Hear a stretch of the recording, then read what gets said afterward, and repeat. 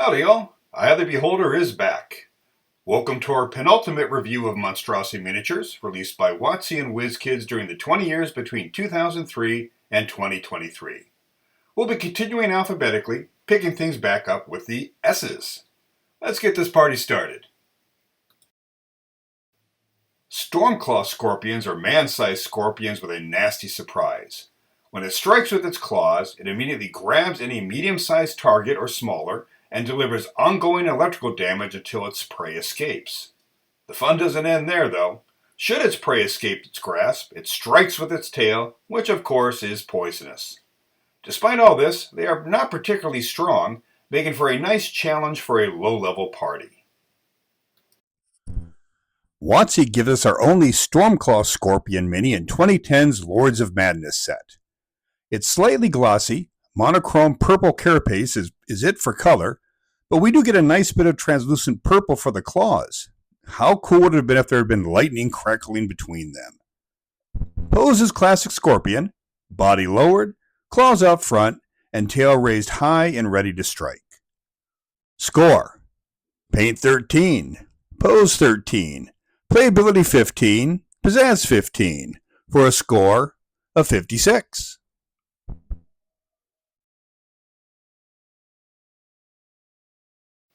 I live in California. When I think sea lion, I imagine the cute pinnipeds lounging off on the rocks off Laguna or on the docks at Fisherman's Wharf. D&D thinks sea lion and we get a ferocious sea predator. Like their land-based cousins, sea lions form prides around the dominant male and hunt as a group, perfectly capable of taking down whale-sized prey.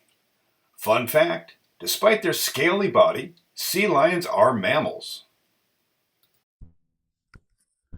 Our only Sea Lion mini comes in the last set of 2023, naturally enough, Seas and Shores. We get an interesting color palette on this one, a black mane that runs from the top of the head to the beginning of the tail, a bright green for the upper body, offset by yellow on the underbelly. Posed coiled upon itself with tail tucked, it stabilizes with its right foreleg while about to administer a slashing attack with its left. Score: Paint 17, Pose 14, Playability 12, Pizzazz 15, for a score of 58.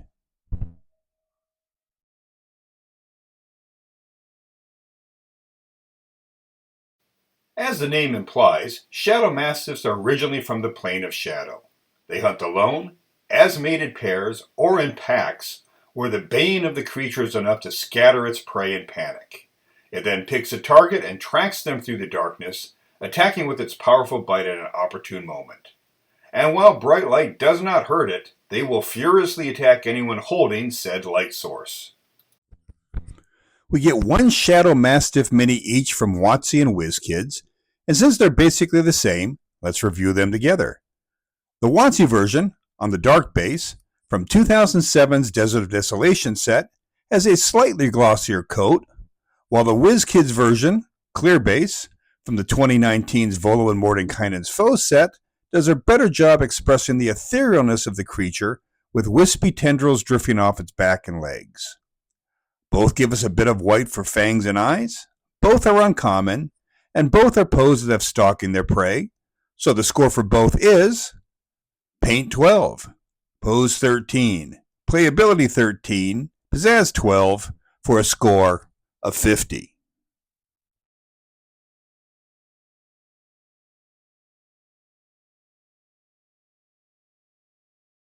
Not to be confused with the demons of the same name, the Sorrowsworn are another Shadowfell creature. They are the physical manifestation of emotional suffering. There are 5 common types: wretched, lost, lonely, hungry, and angry. Each fight as their emotion dictates. The angry attack in a fury, the hungry attack to consume, the lost and lonely only want a hug, attempting to squeeze the life out of you, while the wretched, pitiful creatures that they are, coalesce into groups to attack. We get 3 of the 5 types from WizKids, all from 2022's Mordenkainen Presents Monsters of the Multiverse set, starting out with this wretched Sorrowsworn. As it attacks in packs, WizKids wisely made this a common, so getting a bunch is easy. It's pretty good for a small, common mini. Its wide open maw shows us yellow teeth against a red mouth, and the tan body is offset by black eyes and toe claws. Score: Paint 13, Pose 13, Playability 16, Pizzazz 14 for a score of 56.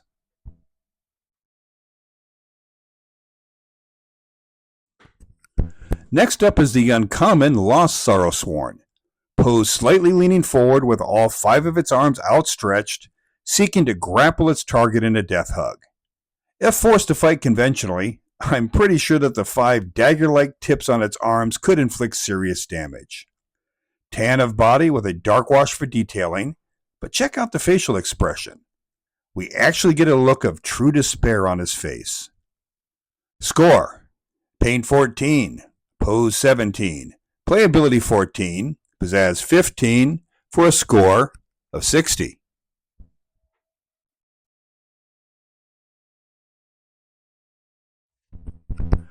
Last up is this Hungry Sorrowsworn, another uncommon. Standing head and shoulders above the previous mini, its face is the true star here. The wide open mouth, filled with needle-sharp teeth, really conveys how ravenous this monstrosity is. Its violet, emaciated body, note the ribs showing on the torso, is posed striding toward its next meal, clawed arms raised and ready to strike. WizKids gives us a nice red tongue as well. Score: Paint 16, Pose 17, Playability 14, Pizzazz 18 for a score of 65.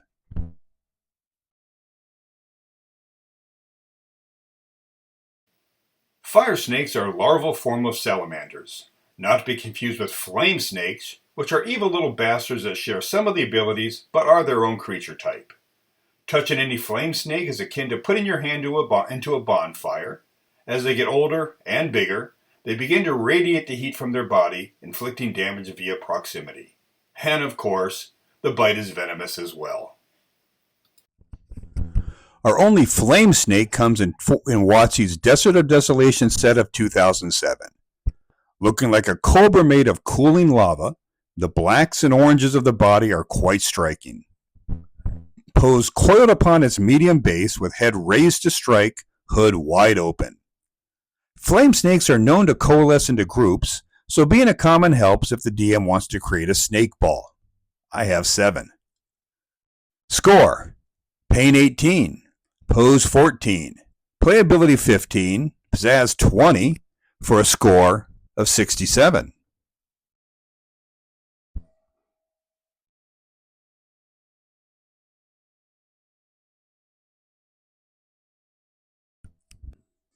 From the riddling sphinx of Oedipus Rex to the stoic sphinxes of ancient Egypt, these creatures have been the stuff of legend for millennia. In D&D terms, they are intelligent and immortal, often imparting their wisdom upon mere mortals, generally via riddles or parables. The 4 most common types of sphinxes are the Androsphinx, Gynosphinx, Sierosphinx, and Hierarchosphinx, but there are many other types.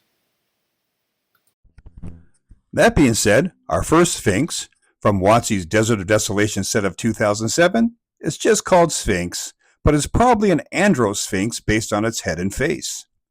Its most striking feature is the wings.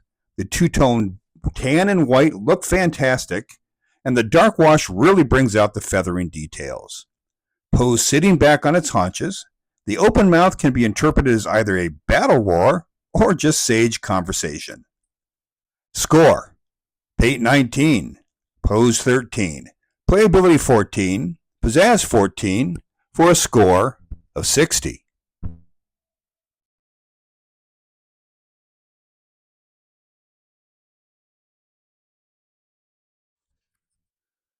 The Hierarchosphinx is the most savage of the breed, as well as the least intelligent, possessing only an animal's intelligence.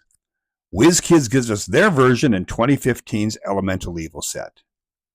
Despite the monochrome black of the body, the feathering on the wings still stand out, while the thin gold collar indicates some domestication. Despite the book description, the gray head looks more vulture-like than hawk to me, though. Posed in mid-flight, but mounted on the skinny stand WizKids used in the early days, it's a good mini, but be careful moving it about the playmat. Score: Paint 14, Pose 18, Playability 14, Pizzazz 18 for a score of 64.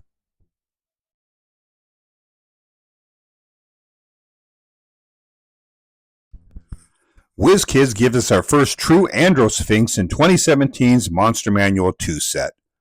Also posed in mid-flight, the shorter clear stand does wonders for the mini's stability. Again, the detailing on the feathers is strong despite the boring monochrome tan of the creature. You have to look really closely to see that this Sphinx is actually wearing something around its neck. Facial detailing is a plus, though, portraying an expression of noble serenity as it sails over its dominion. Score: Paint 12, Pose 18, Playability 15, Pizzazz 18 for a score of 63.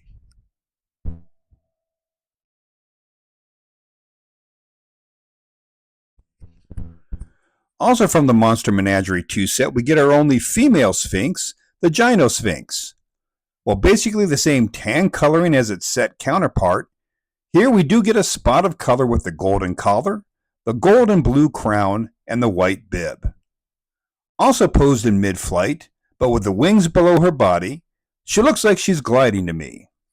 Fun fact, as the only female among the common types of Sphinx, she mates with all of them, producing offspring that match the father.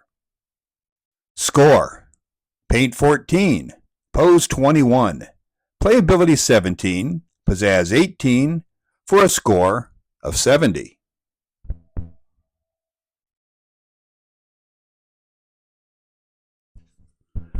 Our next Sphinx mini is one of the rarer types. From 2018's Guildmaster's Guide to Ravnica set, we get this Sphinx of Judgment. She is by far our most regal-looking Sphinx, with shining plate mail covering her torso and back, and a helmet to match. I really like the blue highlights on the helmet and sides. They really pop. Her long gray hair matches the body, while wings are fully upswept and white.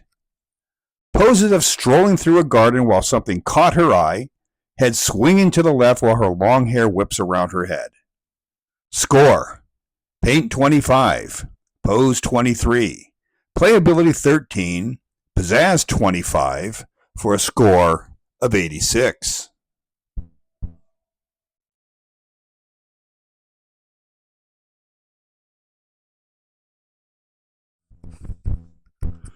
Our final Sphinx mini from 2023 Sand and Stone set is another Androsphinx.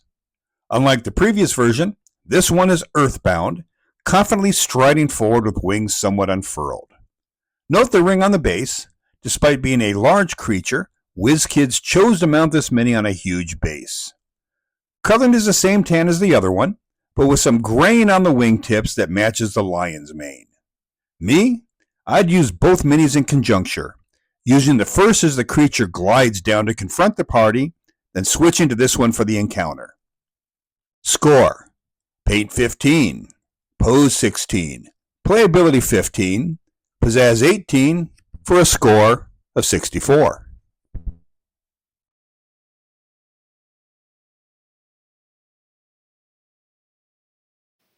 Phase spiders make their home in the ethereal plane, with occasional forays into the natural world to snag a quick snack.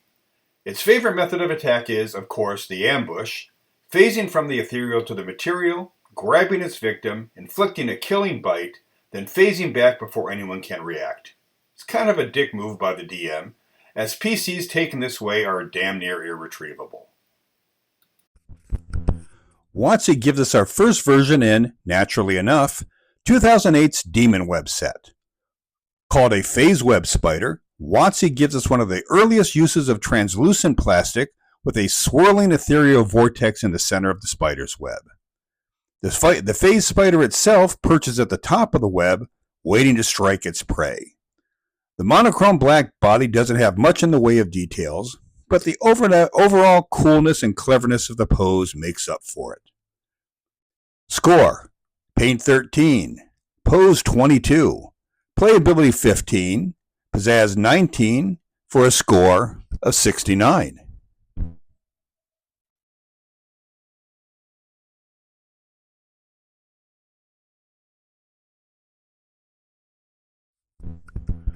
WizKids' version of the phase spider from 2016's Monster Menagerie set is a much closer representation of the creature.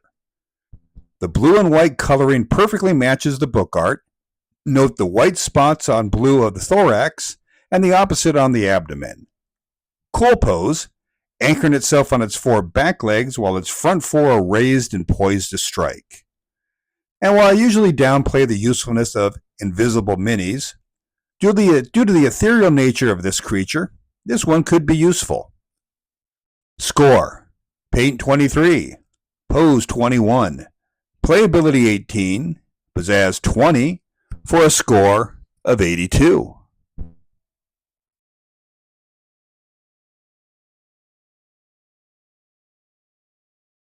Steaters are huge spiders found in the Underdark, with the females significantly larger than the males. Like most spiders, they are extremely aggressive, even among their own kind, attacking each other on sight. Despite this, they have been domesticated by the Durgar as pack beasts and cavalry mounts. 2 fun facts: they can become invisible once per day and can jump up to 30 feet in a single bound, often surprising its victims for the very last time. Our only Steater, a female, comes in the Mordenkainen Presents Monsters of the Multiverse set of 2022. Fully laden with a dizzying amount of goods atop its orange and white body, a half dozen blue sacks, a few wooden chests, a brown saddlebag along one side, and a bundle of wooden rods on the other, all strapped down with crisscrossing straps. We also have a Durgar rider mounted behind the head, guiding it on its expedition through the Underdark. I'm not sure how often you use this mini, but just look at it. You want this mini. Score: Paint 25, Pose 25, Playability 15, Pizzazz 25, for a score of 90.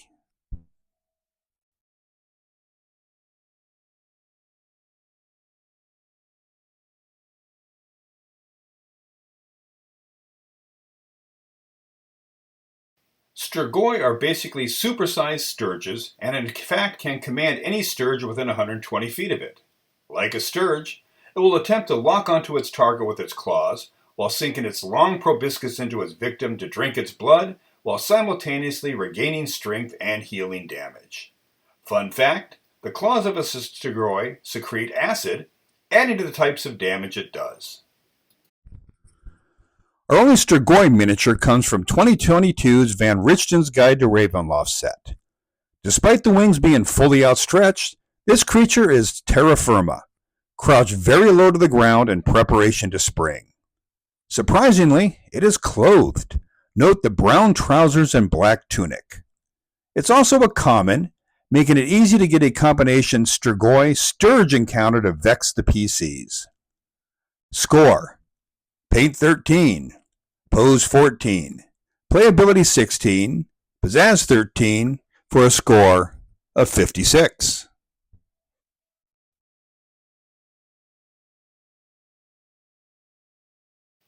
Giant striders are basically featherless, vicious ostriches that can shoot fireballs from their eyelids. Needless to say, they are impervious to fire, to the point that it actually heals them should they take damage. Often used by fire newts as steeds and trackers, they can follow a scent up to 3 days after the target has passed. Our only giant Strider mini comes from 2022's Mordenkainen Presents Monsters of the Multiverse set.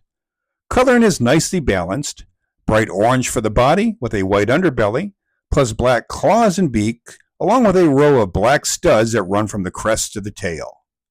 Poses as if waiting for something, which kind of makes sense. Remember when I mentioned that fire newts use these for mounts? Check it out. Pretty cool, huh? Score: Paint 17, Pose 16, Playability 16, Pizzazz 23, for a score of 72.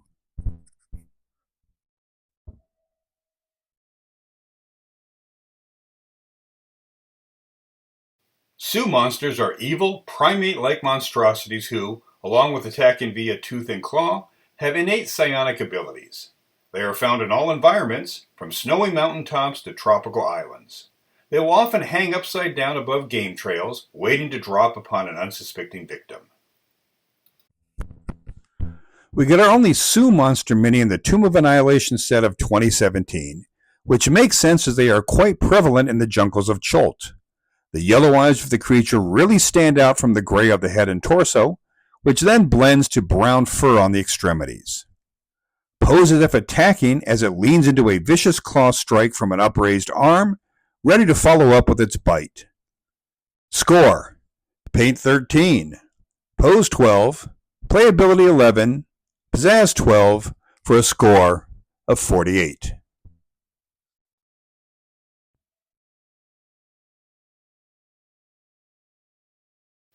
With that, we end with more whimper than bang. Never fear, dear viewers. We'll be picking things back up next week when we finally finish off the Monstrosity miniatures.